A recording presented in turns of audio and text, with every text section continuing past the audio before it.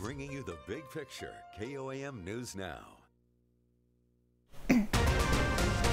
Right now at 5, some Carthage residents show their support for the mayor and city administrator after calls for their dismissal.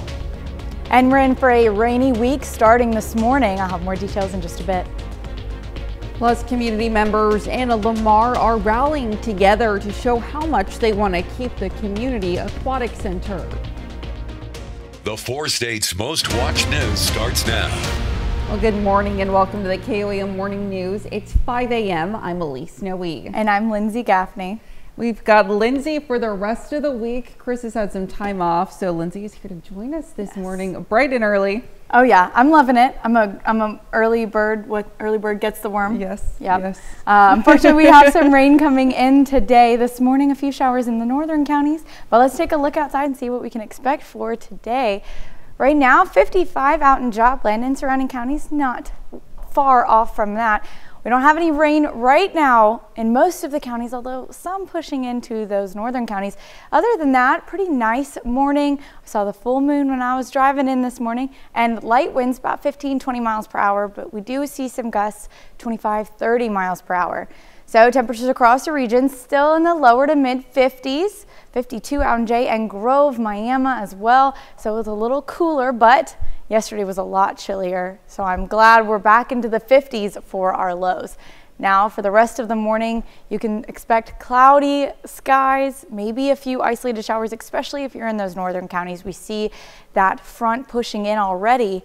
But other than that, nice morning. We go well into the 60s by noon today, so it's going to warm up. And we do see those shower chances return around 1 o'clock. Let's take a look and see the radar right now. That storm is still up in north in Kansas City, and we do have a few showers sticking around in a little south of Kansas City. And then those clouds are starting to push in, so we're going to have mostly cloudy skies today, and then continuing on, we'll start to see this front. It's a very weak cold front, but it will start to push in, and we are going to get some shower chances for today and returning every day for the rest of the week.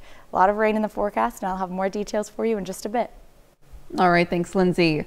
Carterville first responders were alerted to a grass fire yesterday afternoon around 3 p.m. The fire was located on the western edge of town and could be seen from Webb City along the East Road. A south wind pushed the grass fire north into a densely wooded area. This called for additional help to protect homes along the 400 block of West McKee. Firefighters from Duneweg, Webb City, Oronogo, Carl Junction, and Tri-Cities responded. By 5:45 p.m., firefighters were still working hot spots, but the fire was all but extinguished. Shortly after 6 p.m., the fire was declared out. Work to install new water lines on East 7th Street began last night. The road work will continue for at least the next 2 weeks from 7 p.m. to 7 a.m., weather permitting. The road work will take place between St. Louis Avenue and Florida Avenue. This section of road and side streets will be closed to all traffic, and drivers are advised to find alternate routes. This project is part of ongoing infrastructure improvements in the city. You will see new hydrants as part of the above-ground improvements. Some Carthage community members are voicing support for the Carthage mayor and city administrator after the city council discussed their removal. Earlier this month, the council made a vote of no confidence in Mayor Dan Reif. The council also voted to dismiss city administrator Greg Dagnan, but the mayor says the motion requires his vote, something he will not approve. Council members who voted for the removal of the two officials say there is a mistrust. Since the council votes, city employees and community members have voiced their support for the mayor and city administrator. A number of people in the community have distributed a letter by email that says they are in support of immediate suspension of all proceedings leading to the removal of the two city officials. It's great. I mean, of course it feels good to know that, you know, there are a lot of folks out there that do support us and do see the positive changes that have happened in the last few years, and want to see that continue. We've reached out to every Carthage City Council member. Council members Lori Lease and Alan Snow are the only ones to respond. Lease says she wishes to receive all the facts before making a decision about the removal of the mayor and city administrator. Snow says he has lost trust in the mayor and city manager. You can read his full statement on our website. Of course, that's KOAMnewsnow.com. The city of Baxter Springs, Kansas yesterday announced federal funding for a new firehouse. The city hosted a groundbreaking ceremony and held a news conference to discuss the project. $1 million in federal funds will be freed up to replace the city's current firehouse, which is more than 100 years old. Fire officials say they've outgrown the current station and need more space. Former firefighters were on hand for the ceremony. So it's been tremendous to be able to have 3 of our firefighters that served over 50 years of service in that fire station of 100 years. For them to be able to break ground and be a part of this new firehouse to start a new tradition is just spectacular for us. The federal money comes from fiscal year 2024 appropriations package passed by Congress and signed into law last month. Community members in Lamar, Missouri are rallying together in an effort to show the city how much they want to keep the community aquatic center. This comes after the city announced last month they were accepting bids from engineering companies for the demolition of the aquatic park. KOAM's Anthony Saviello has more. After years without a drop of water due to safety and maintenance concerns, the Lamar Aquatic Park could very likely be going away. No action has been taken, or selection of an engineering firm has been made at this point, and the expectation would be to select an engineering firm, and then they would oversee soliciting bids for the actual demolition. However, there are community members in Lamar who don't want to see the pool go away. People like Susan Rolland. Our park is just so beautiful, and I think keeping our pool there and alive would just improve the quality of life for the citizens, and it's not just for kids, it's for all ages. Swimming and water is so good for everyone. Susan was a swim coach for Lamar and has been an advocate for the pool, alongside Debbie Little.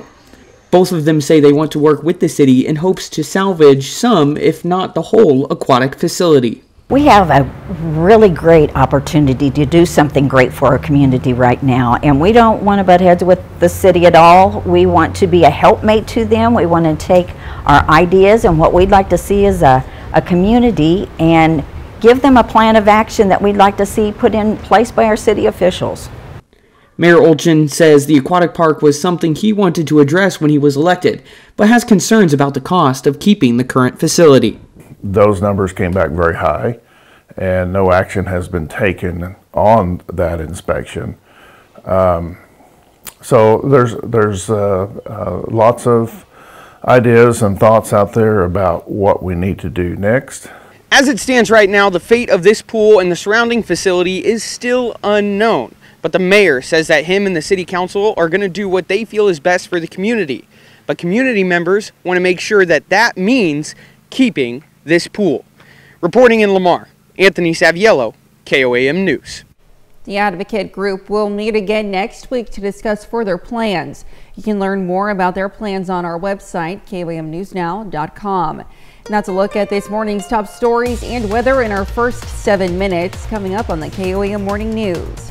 Pittsburgh High School baseball took on Chanute for the second time this year. We'll have the details.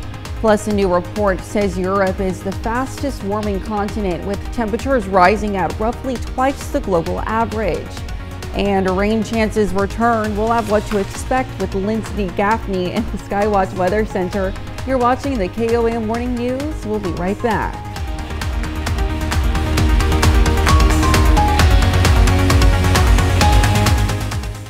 Career with impressive pay and benefits package? At Tank Connection, find out what employee ownership can do for you. We have immediate Neptune Auto Repair Center in Pittsburgh.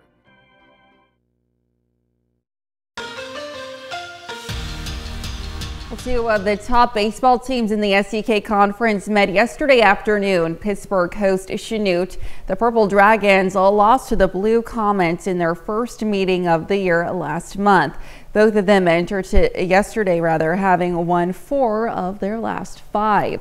Pittsburgh High School baseball at home taking on Chanute for the second time this year. Blue Comets won the first matchup. Top of the first, Lars Kester hits a bloop single into left field. That brings in a run. Chanute takes an early 1-0 lead. Later in the frame, Royce Cheney connects and hits a line drive into right field. That brings in another Blue Comet run. They score 2 in the top of the first inning. Bottom of the second, Pittsburgh starting pitcher Bo Pastor comes to the plate with 2 runners on base. He helps his own cause, hits the one into the left center gap. But check this out. 2 Purple Dragons end up third base after a miscommunication. Quentin Fears tries to go home and score, but he's out at the plate. The Purple Dragons rally, but it's not enough. Chanute beats Pittsburgh for the second time this season. Final score 3-2. Missouri Southern women's golf begins play at the 2024 MIAA Championship in Bolivar yesterday morning. The Lady Lions hope to replicate the success of the men's team who just won their conference championship in Kansas City last week. Day 1 of the 3-day tournament at Silo Ridge Golf Club is complete. The Lions find themselves in 5th place with a team score of 27 over par. Northeastern State is in 1st place at 15 over, and Rogers State is in 4 shots behind in 2nd place. The Lions are just 1 stroke behind Central Oklahoma, who's in 4th. Here are the individual scores from Missouri Southern's golfers after day 1. Lion teammates Emerson Doyle and Katrina Shin-Onskar are both tied for 12th place at 6 over par. Lily Allman is just 1 stroke behind in 20th place at 7 over, and Ada Nunez is tied for 24th place at 8 over. To Major League Baseball, the Royals' 2-game losing streak turns into 3. They fall to the Blue Jays of 5-3 despite out-hitting them 8-6. Salvador Perez has a 2-hit night in a losing effort. These two will play each other once again tomorrow evening at Kauffman Stadium. First pitch is at 6:40. Now over to Busch Stadium. Cardinals are down 1 in the 7th inning when Paul Goldschmidt hits the pitch deep to right center and gone. That ties it at 3. We remain tied into the bottom of the 9th when Nolan Gorman steps up to the plate with a runner on base. First pitch he sees, he blasts into the right field bleachers. His first home run in 2 weeks is a walk-off, and it sends Cardinals fans home happy. Final score from Busch Stadium is 5-3. Agriculture is asking consumers to check their refrigerators and freezers for tainted meat. Plus, a check of the 7-day forecast when the KOAM Morning News returns. At Bath Naylor and Frisco Funeral Home, we own and operate our own crematory. Call to prearrange today. Good morning. I hope everyone's having a wonderful morning so far. It's clear right now, but we do see some rain chances starting to push in the early morning hours in our northern counties, and again a little bit later this afternoon. Now it's full moon this morning and temperatures are not too bad, but we do see those clouds start to increase. They're starting to push in as that frontal boundary starts to make its way in. It's a very weak cold front, but we will see a few isolated showers today. Now, up north in Kansas City, they're getting some thunderstorms and lightning as well, but we won't see that not until a little bit later on this week. We have a lot of rain chances in the forecast. Now, ahead of the cold front today, winds are gusting 25 to 30 miles per hour. They'll continue on and start to die down around 10:30, 11 a.m. And that's when we're going to see that cold front start to push in. Like I said, very weak cold front, but the winds do shift from the south to out of the north after the cold front passes, and we are going to see a few showers as well. Starting your morning off, temperatures in the upper 50s across the region. Now it is going to be cloudy. We see those clouds pushing in right now. So when you're getting ready to start your day, head out the door, we'll see mostly cloudy skies, winds gusting up to 25 miles per hour and even gusting up to 30 miles per hour as well. On your way home, it's still going to be cloudy across most of the region, although we do expect to see some isolated showers as well. Now, you may not get rain, but like I said, a few isolated showers here and there as that frontal boundary passes. Now the winds are then coming out of the north about 5-10 miles per hour, so a lot weaker winds later this afternoon, and temperatures getting up to the low 70s today. We can expect some rain chances starting at about 11 a.m. That's when that cold front's starting to pass, and ending around 5 p.m. Like very low rain chances. It's just an isolated shower or two across the region, but we have a lot more rain in the forecast for the next week. Nearly every day all the way until Sunday we're going to get rain. Now main threat starts to come in late Wednesday and into Thursday. So until then we're just going to have a few isolated showers and scattered showers across the region. Starting this morning, 7 a.m., that's when we're going to start to see a few showers start to push into those northern counties. They'll start to diminish, and then here's that frontal boundary right there. About noon is when it starts to push in, and then you see it's more developing east of us, but we could still expect to see a few isolated showers and maybe even some rumbles of thunder right east of Nevada. That's a little bit of a heavier rain shower. Then it'll continue on. Now it stalls out south of us, so we're going to get more rainfall in the southern counties a little bit later on this evening, and it's not heavy rainfall, just some scattered showers sticking around. Then later on into the overnight hours, that's when we're going to start to see some more thunderstorm chances pushing in to the early hours on Wednesday. So we've got a lot of shower chances today. Very light, brief showers though, and then thunderstorm chances starting tomorrow. We've got a possible alert day for this weekend, Friday, Saturday, and Sunday. So better bring your rain jacket because it is going to be raining all the way until Sunday. Now, Elise will be back with more news after this. TFI provides. Let us make your next project my project. Topping Health Watch this morning. The U.S. Department of Agriculture is asking consumers to check their refrigerators and freezers for tainted meat. The department's Food Safety and Inspection Service says ground beef products from Greater Omaha Packing Company tested positive for E. coli. The items in question were produced last month and have a use or freeze by date of April 22nd. No recall is needed because the ground beef has already been pulled from circulation, but anyone with these products should return them to the place of purchase. So far, there's been no reports of related illnesses, and for more information, it's available on the USDA website. The Biden administration has finalized the first ever minimum staffing rule at nursing homes. The controversial mandate requires at least 3.48 hours of nursing care per resident per day in facilities that receive federal funding. The new rule also requires a registered nurse be on site at all times. Breaking that down, a facility with 100 residents would need at least 2 or 3 registered nurses and at least 10 or 11 nurse aides per shift. In addition, it would need 2 other nurses on staff. Nursing homes in areas that are experiencing workforce shortages can get temporary exemptions. Operators have objected to the new rule, saying some facilities that already struggle to fill open positions could be forced to close. In Texas, a boy's heart stopped after a baseball hit him in the chest during a game. His coaches quickly performed CPR and were able to get his heart beating again. He's expected to make a full recovery, and a doctor has cleared him to play again. But as Avery Niles reports, his parents are now advocating for chest protection in AEDs at youth sporting events. Tyson Hernandez is a 9-year-old boy from Bullard. His mother, Brittany Hernandez, says he's been playing baseball since he was 3. He plays in select baseball, and he plays in the recreational here in Bullard. We've even picked up some games in Jacksonville, different teams. So anywhere he can play, we almost do it year-round. On opening day in the first inning, Tyson was on second base attempting to steal third. He was sliding feet first when he was hit in the chest with the ball. Tyson's dad, Armando Hernandez Jr., is one of his coaches and went over to help him back over to the bench. He took like maybe 1 or 2 steps and he collapsed on his knees. He made a big sigh. I was like, and he fell down to his knees. We flipped him over. I was trying to talk to him a little bit, and he wasn't really responding. And I heard someone say, "We have no pulse." Several coaches who are all in the medical field began performing chest compressions.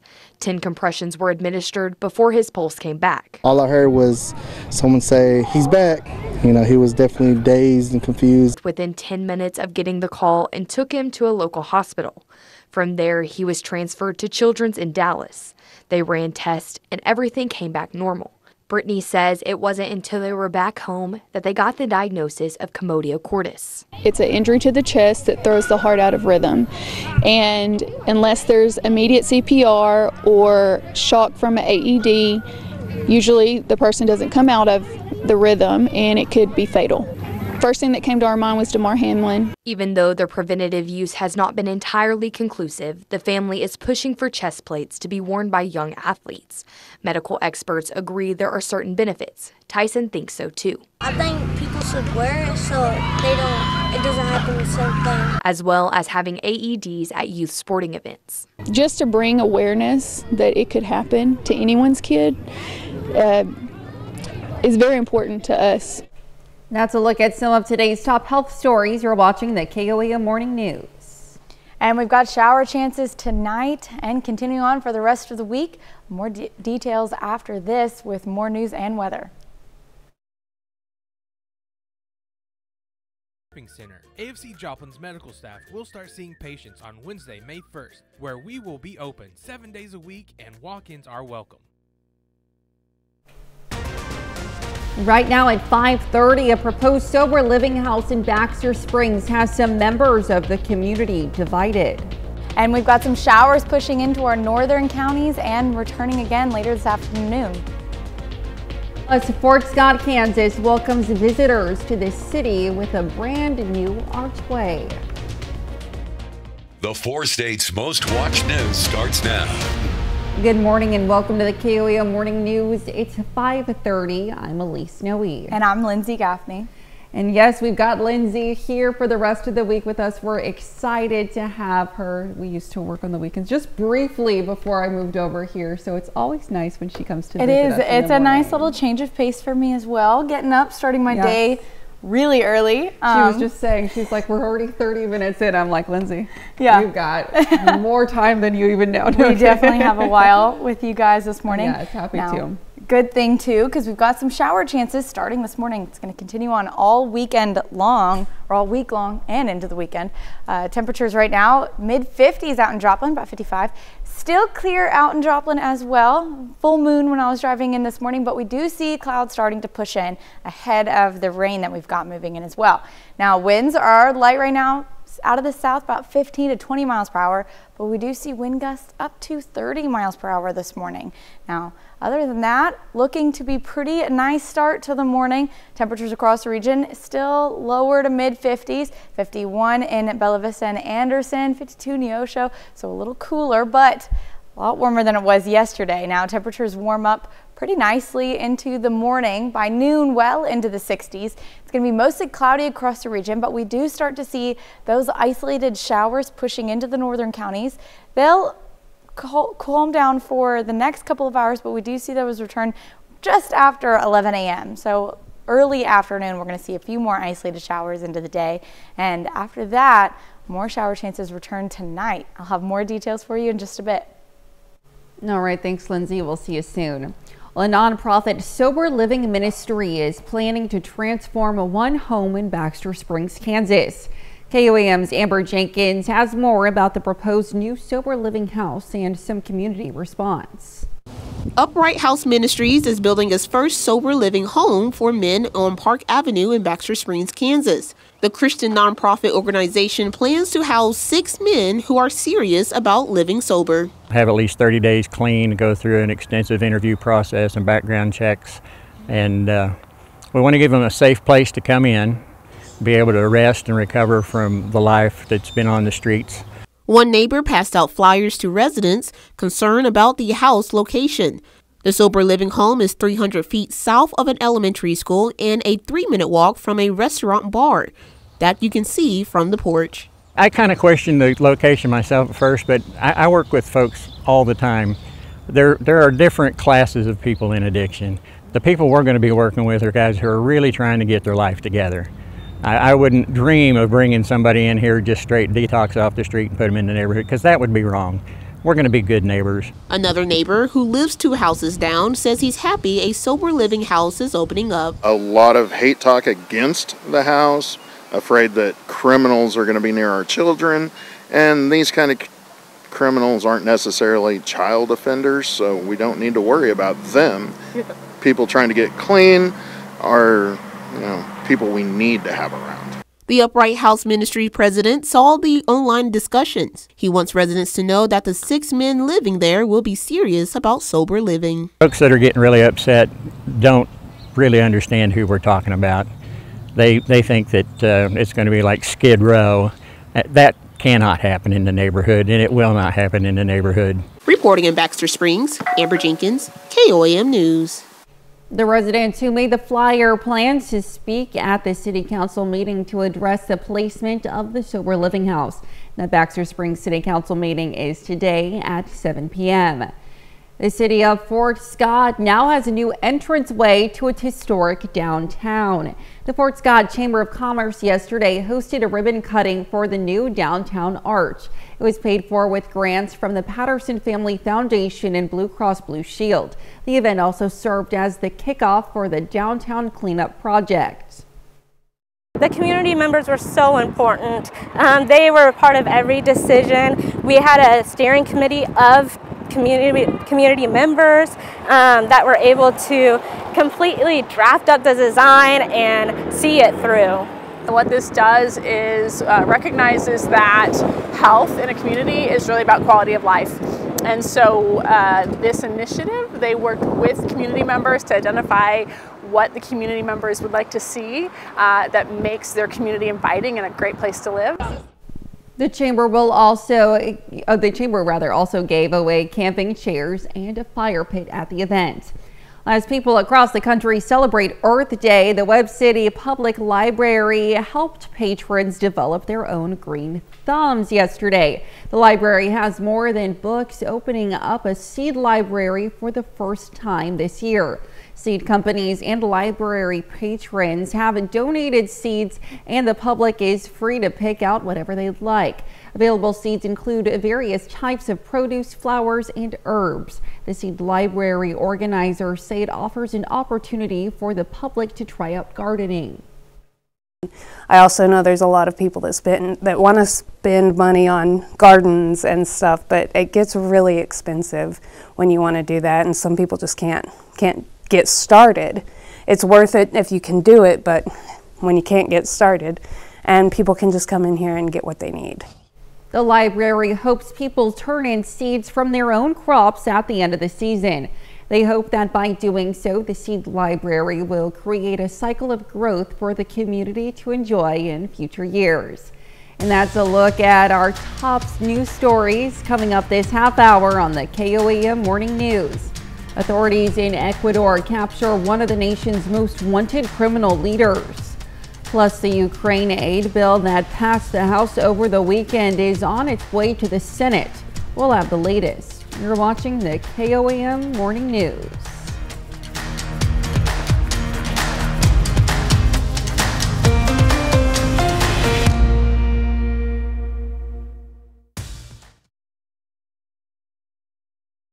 Aaron Sachs and Associates, proud partner of the St. Louis Cardinals.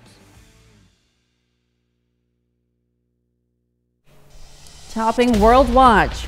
Hong Kong announces a new ban on plastic just in time for Earth Day yesterday. Authorities there are imposing new rules they hope will cut down on the use of disposable plastic at places like restaurants and hotels. The new law bans the sale and distribution of things like styrofoam and plastic utensils in a bid to cut down on pollution. Plastic food containers and cups are still allowed for takeout for now. There is concern that restaurants and then customers will be hit with higher costs because of the new ban. Restaurants will have a 6-month grace period. A second phase of the law is expected next year and will ban all single-use plastics for both dine-in and takeout. A concerning new report says Europe is the fastest warming continent, with temperatures rising at roughly twice the global average. The report released by two top climate monitoring organizations, the UN's World Meteorological Organization and the European Union's Climate Agency. Copernicus says that a joint report Europe has the opportunity to develop targeting strategies to speed up the transition to renewable resources like wind, solar, and hydroelectric power to counter the effect of climate change. The agencies also say last year the continent generated 43% of its electricity from renewable energy sources, up from 36% the year before. The latest 5-year averages show temperatures in Europe are now running about 4 degrees Fahrenheit above pre-industrial levels. All 3 German citizens were arrested Monday, accused of spying for China. The suspects are accused of trying to transfer information on technology with potential military use to China. The 3 were believed to have acted for Chinese intelligence before June of 2022. Authorities say one suspect is allegedly an agent for an employee who works with China's Ministry of State Security. The German government has previously acknowledged a, quote, systemic rivalry with China and a need to decrease economic reliance on the country. Authorities in Ecuador capture one of the nation's most wanted criminal leaders. Fabricio Colón-Pico was taken into custody yesterday in the town of Puerto Quito. He is considered by authorities to be one of the most wanted people in the country. Police is saying on their X account they have put in months of investigative work leading up to the raid. Colón-Pico escaped from prison on January 8th. He's said to be one of the leaders of the Los Lobos criminal gang. He was originally arrested last year for threatening to kill the Ecuadorian attorney general and her young daughter. The Ukraine aid bill that passed the House over the weekend is on its way to the Senate for debate and possible passage today. This comes as House Speaker Mike Johnson continues to resist calls for his ouster. Senior congressional correspondent Chad Program has the story from Capitol Hill. The right furious at House Speaker Mike Johnson. We expected a more conservative speaker. Marjorie Taylor Greene still threatening to take out the speaker. Mike Johnson has betrayed America. He's betrayed Republican voters. Some Republicans exasperated at the infighting. To all of my colleagues, cut your crybaby nonsense out. Focus on the task at hand. Over the weekend, Greene never triggered her resolution to oust Johnson. She likely would have lost because she lacked the votes. The Ukraine bill served as a de facto vote in favor of Johnson, especially from Democrats. I think Speaker Johnson's been sincere, been honest in reaching across the aisle and working together. Johnson appeared today in McAllen, Texas, but the right is fuming over what the foreign aid plan lacks. I'm frustrated that there was zero border security in the bill. We have terrorists, drugs, criminals flocking across our southern border. There is nothing in this bill. Conservatives demand the chance to add border security to the plan. Under no circumstances would I vote for the bill as passed by the House of Representatives. This is a really good deal for Ukraine and Zelensky. It's a really good deal for Hamas. Ohio Republican J.D. Vance opposes helping Ukraine. He faces a backlash from Ukraine advocates. I challenge J.D. Vance to go to Ukraine and get a briefing from the Ukrainian military and talk to the Ukrainian people, then tell me what you think. Also in the bill, a provision to force China to divest itself of TikTok. The final vote comes Tuesday or Wednesday. And that's a look at some of your biggest headlines from around the world. We'll be right back. Greg Kelly, Vice President of Operations with Phoenix Home Care here. If you or a loved one need assistance to get started today.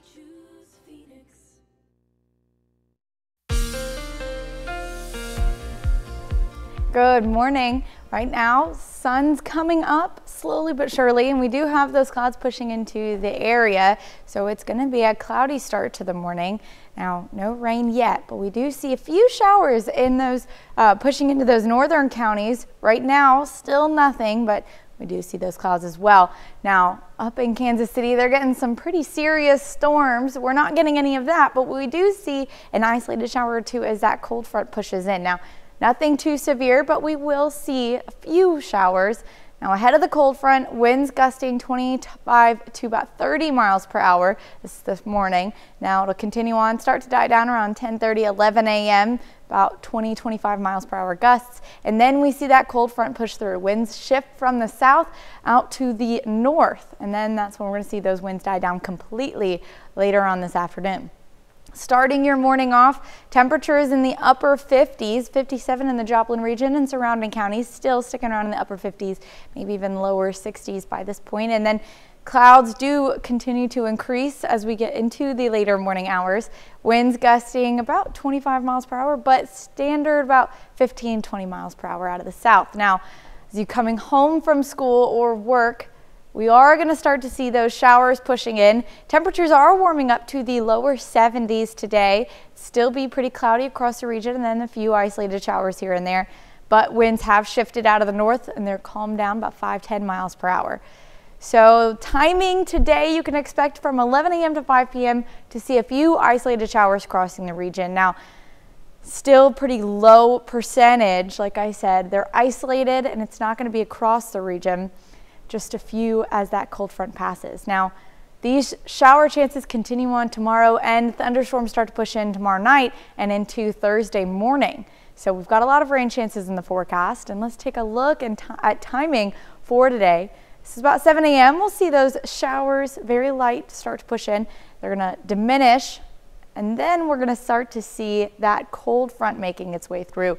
This is about noon, so it's making its way through in our northern counties then. Now, starts to shift off to the east, all of the severe thunderstorms.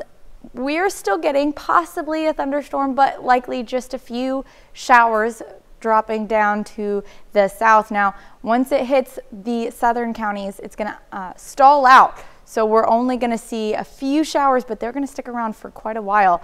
And then we'll start to see in the overnight hours a few thunderstorms start to make their way in. That'll continue on into the early morning hours on Wednesday. This is still continuing. 7:30 a.m. we see those showers pushing into those western counties, and then it'll continue on for the morning. We see thunderstorms starting to push in on the southwest counties as well.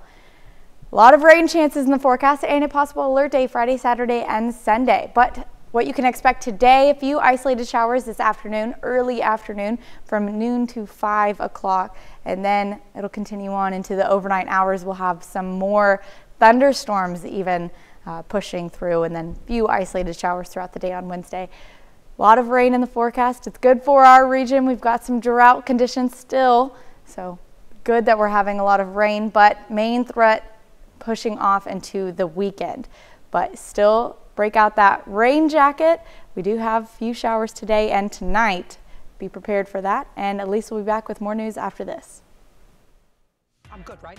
Judge Judy's greatest hits.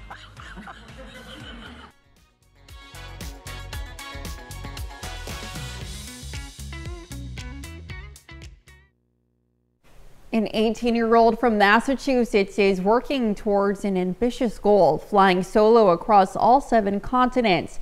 If successful, he'd be the youngest person to ever do it. But this pilot wants to complete this journey for more than just the accolades, as Joanna Burris reports.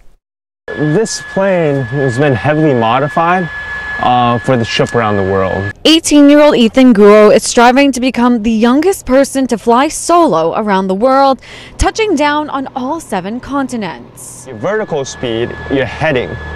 This is one of your GPS positions. And this dream is fueled by his even bigger heart.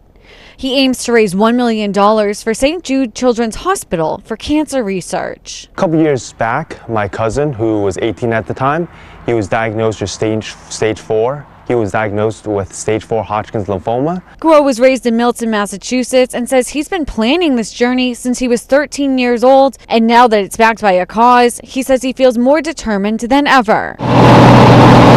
But he's faced some hurdles. He says he attempted the flight 6 months ago, but encountered engine failure at 12,000 feet. The plane ended up being down for 3 to 4 months. He says now that his plane has a new engine and nicer weather is moving in, he's ready to tackle this task again and again until he's successful, encouraging anyone with a dream to chase it. At the end of the day, it's okay to be delusional, it's okay to set big goals, and it's okay to dream big. But when you dream big and when you set big goals, you have to be willing to sacrifice to accomplish what you want. Quite impressive. Guo hopes to begin his journey mid-May. He thinks it'll take him more than 3 months to complete. We'll be right back. Amp up your April at the Stables. Win your share of over $50,000 in cash. Wild West Town.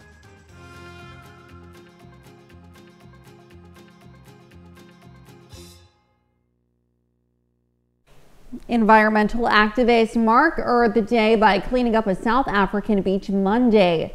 The group gathering at the Muizenberg Beach in Cape Town to pick up trash that had been left behind or washed up on the shore.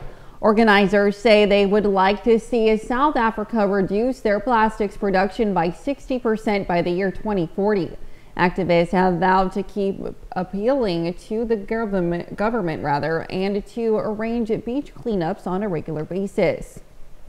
If the weather in your area cooperates, you should have a meal outside because today is National Picnic Day, which encourages people to have a meal in the fresh air. Picnics are a long-time tradition. Back in the mid-18th century, French residents would dine al fresco, sometimes with just a bottle of wine, cheese, and fruit. Sounds pretty good. Over the centuries, picnics have expanded to include sandwiches, chips, vegetables, and stuff from the grill. One tip, keep all perishable items on ice to help prevent someone getting sick. Well, picnics sound nice today, but unfortunately we do have a few shower chances in the region. Now, temperatures across the region in the mid-50s, pushing up to the upper 50s. We're going to warm up to the 70s today. So if it's not raining in your area, it is still going to be a nice day. Now, starting off this morning, cloudy, and we may see a few isolated showers pushing into those northern counties. And then this early afternoon, that's where we're going to see that cold front pass. Pretty weak, so it's not going to drop those temperatures drastically, but we will see a few isolated showers in our region. It's going to stall out as it gets to those southern counties, and then we're going to see more rainfall sticking around down here in the afternoon hours. Now, right now, just a few clouds pushing in, no showers yet, but we do expect that to come in early this afternoon. Rain chances continue on for the rest of the week. We're actually going to have thunderstorms starting off Wednesday overnight into Thursday, and then possible alert day Friday, Saturday, and Sunday. So the rain today is just the start of a very rainy week this week. And I'll have more details for you in just a bit.